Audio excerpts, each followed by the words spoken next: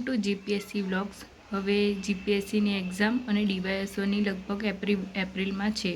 6 એપ્રિલે class 1-2ની exam છે અને ડીવાયએસઓની ડેટ હજી આવી નથી। તો હવે આપણે નવું અપડેટેડ બુક લિસ્ટ હું તમને શેર કરી રહી છું। તો તમે લોકો પણ આ પ્રકારે બુકમાં ચેન્જીસ કરી લેવાના રહેશે, કેમ કે હવે એનસીઈઆરટીમાંથી પણ ક્વેશ્ચન વધારે પૂછે છે। તો એનસીઈઆરટીને તેમજ યુનિવર્સિટી ગ્રંથ નિર્માણની બુકને પણ એડ કરી લેવાની બુક લિસ્ટમાં। અને આ બુક તમને મારી ટેલિગ્રામ ચેનલમાંથી મળી જશે। તો હું તમને બુક લિસ્ટ બતાવી દઉં છું, તો તે પ્રમાણે તમે પણ આ બુક લિસ્ટ તમારું ચેન્જ કરી લેજો। તો પહેલાં હિસ્ટ્રીની વાત કરીએ તો તેમાં ગુજરાતનો અને ભારતનો ઇતિહાસ રહે છે। તો તમારે પ્રાચીન ગુજરાતનો ઇતિહાસ યુનિવર્સિટી ગ્રંથ નિર્માણની બુક છે તેમાંથી વાંચવાનો રહેશે। અને ભારત માટે એનસીઈઆરટી પ્રાચીન ભારત માટે, તેમજ આધુનિક ભારતનો ઇતિહાસ તમારે એનસીઈઆરટી અને યુનિવર્સિટી ગ્રંથ નિર્માણની બુકમાંથી વાંચવાનો રહેશે। અને આ બુક તમને મારી ટેલિગ્રામ ચેનલમાં મળી જશે। તો ઇતિહાસમાં તમારે આટલું વાંચવાનું રહેશે અને તે પણ તમારે સિલેબસ પ્રમાણે વાંચવાનો રહેશે કે જેથી એક્સ્ટ્રા વસ્તુ તમારાથી વંચાઈ ન જાય। ત્યારબાદ કલ્ચરની વાત કરીએ તો કલ્ચરમાં તમારે યુનિવર્સિટી ગ્રંથ નિર્માણની હસુતાબેન સેદાણીની બુક, જોરાવરસિંહ જાદવની બુક છે કલ્ચરની, તે વાંચવાની રહેશે। અને બાકીના કોઈ ટૉપિક રહી જાય તો તમારે કોઈ પણ એક પબ્લિકેશનની બુક જે તમારા પાસે અવેલેબલ હોય તે, નવી નહીં લેવાની બુક। લિબર્ટી યુવા કોઈ પણ તમે એક પબ્લિકેશનની બુક તમે વાંચી શકો છો, જેથી તમારો સિલેબસ સારી રીતે કવર થઈ જાય। ત્યારબાદ જિયોગ્રાફીની વાત કરીએ તો તેમાં એનસીઈઆરટી વાંચવાની રહેશે। ત્યારબાદ ભારતની ગુજરાતની ભૂગોળ માટે ગુજરાતની આર્થિક અને પ્રાદેશિક ભૂગોળ યુનિવર્સિટી ગ્રંથ નિર્માણની બુક વાંચવાની રહેશે। અને બાકીના ટૉપિક તમે કોઈપણ એક જિયોગ્રાફીની બુક લઈ લો, કોઈપણ પબ્લિકેશનની અથવા તમારી પાસે જે અવેલેબલ હોય તેમાંથી કવર કરી લેવાના રહેશે।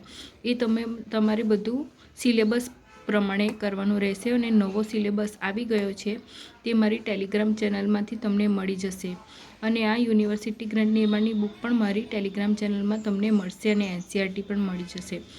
જિયોગ્રાફીનો એક એનસીઈઆરટીમાંથી જે ક્વેશ્ચન પૂછાય છે તે વિડીયો મેં શેર કર્યો છે, તો તે પણ તમે એકવાર જોઈ લેજો, કેમ કે એનસીઈઆરટીમાંથી બેઠી જ લાઇન્સ પૂછે છે એ લોકો જિયોગ્રાફીમાં। તો તમને ખ્યાલ આવી જશે કે કેવી રીતે તૈયારી કરવાની, તો એ વિડીયો તમે જોઈ લેજો। હિસ્ટ્રી માટે પણ મૂક્યો છે, યુનિવર્સિટી ગ્રંથ નિર્માણની બુકનો છે પ્રાચીન ગુજરાતનો ઇતિહાસનો। ત્યારબાદ પોલિટીની વાત કરીએ તો પોલિટીમાં તમે કોઈ પણ એક બુક યુઝ કરો, જે તમે પહેલાંથી જે બુકમાંથી વાંચ્યું હોય તે જ યુઝ કરો। મારી પાસે લિબર્ટીની હતી તો મેં એ વાંચી છે। યુવાની બુક પણ યુઝ કરી શકો છો, તેની પીડીએફ પણ મારી ટેલિગ્રામ ચેનલમાં તમને મળશે જો તમારી પાસે નહીં હોય તો।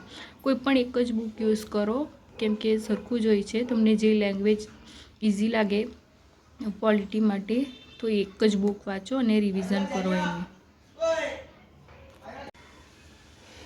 અને પોલિટીમાં કોઈ નવું કરંટ અફેર્સ આવ્યું હોય તો તે તમારે કરંટ અફેર્સમાંથી વાંચી લેવાનું રહેશે।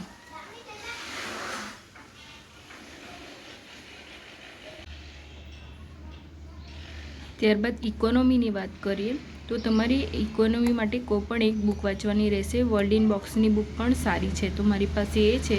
તમે કોઈ પણ એક પબ્લિકેશનની બુક વાંચી લો, કેમ કે એમાં બેસિક વસ્તુ તમને ખબર પડી જાય ઇકોનોમી વિશે। ત્યારબાદ ઇકોનોમીમાં તમારે કરંટ અફેર્સ વધારે વાંચવાનું રહેશે અને બજેટ તેમજ ઇકોનોમિક સર્વે, તો આટલું વધારે કરવાનું રહેશે, કેમ કે ઇકોનોમીમાં એ લોકો કરંટના ક્વેશ્ચન પણ વધારે પૂછે છે અને યોજનાઓ એવું, તો તમારે એના પર ધ્યાન આપવાનું રહેશે। ત્યારબાદ સાયન્સ ટેકમાં તમે કોઈ પણ એક બુક વાંચી લો, અથવા મારી પાસે લિબર્ટીની બુક છે તો મારી પાસે જે બુક હોય તે એક જ બુક વાંચજો। અને સાયન્સ ટેકમાં જનરલ સાયન્સના ઓલ્ડ ક્વેશ્ચન પેપર માંથી ક્વેશ્ચન કરી લેવાના રહેશે, કેમ કે એ રિપીટ પણ કરે છે। અને કરંટ અફેર વધારે વાંચવાનું રહેશે, જેમાં કે ઇસરોના વિશે વધારે આપ્યું હોય તે, તેમજ કોઈ નવી મિસાઇલ લોન્ચ કરી હોય તે વિશે, તો તમે એ કરંટમાંથી વધારે પૂછાશે સાયન્સ ટેકનું। અને ઓલ્ડ ક્વેશ્ચન પેપર કરી લેવાના રહેશે, તેમાંથી સામાન્ય વિજ્ઞાનના ક્વેશ્ચન જે પૂછાય છે તેના પર વધારે ધ્યાન આપવું।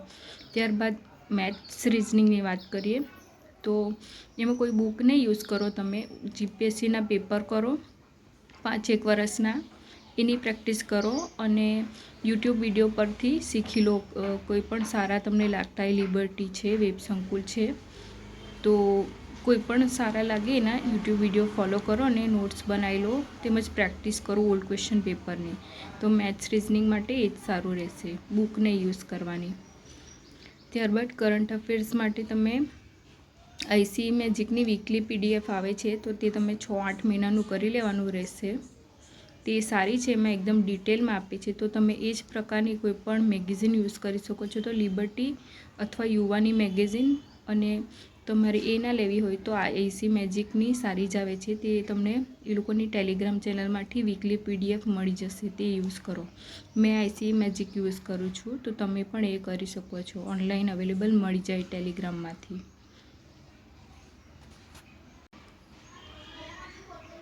તો આ બધી બુકો તમને મારી ટેલિગ્રામ ચેનલમાં મળી જશે મોટા ભાગની. જો તમારી પાસે નહીં હોય તો તમે એમાંથી ડાઉનલોડ કરીને તમારે સેવ કરી લેવાની, જેથી તમને વાંચવામાં સારી રહે. હવે 60 ડેઝ બાકી છે, તો તેમાં ઇમ્પોર્ટન્ટ બુક જ વાંચવાની સારી રહેશે, કેમ કે જેમાંથી પૂછાય છે તે જ વાંચવું જોઈએ. તમે પછી એમ જ કોઈ બી બુક વાંચ્યા કરો અને સિલેબસ પણ નહીં જોવું, તો પછી કંઈ ફાયદો નથી એમાં. તો તમે આ પ્રકારની બુક વાંચવાનું રાખો. આમાંથી જ ક્વેશ્ચન પૂછે છે એનસીઈઆરટી અને યુનિવર્સિટી ગ્રંથ નિર્માણની. એકદમ ધ્યાનથી વાંચી જવાની 1-2 વાર બુક, તો તમને ખ્યાલ આવી જશે. અને હમણાંના લેટેસ્ટના પેપર તમે જુઓ તો તમને ખ્યાલ આવશે. મેં હિસ્ટ્રી અને જિયોગ્રાફી માટે વિડીયો પણ શેર કર્યા છે, તો તમે એ જોઈ લેજો કેમ કે એ જ બુકમાંથી એ લોકો પૂછે છે ક્વેશ્ચન, તો તમને ખ્યાલ આવી જશે. તો આવી કોઈ પણ ઇમ્પોર્ટન્ટ માહિતી હશે તો હું ટેલિગ્રામ ચેનલમાં તેમજ યુટ્યુબ પર વિડીયો શેર કરતી રહીશ, તો તમે એ પણ જોતા રહેજો.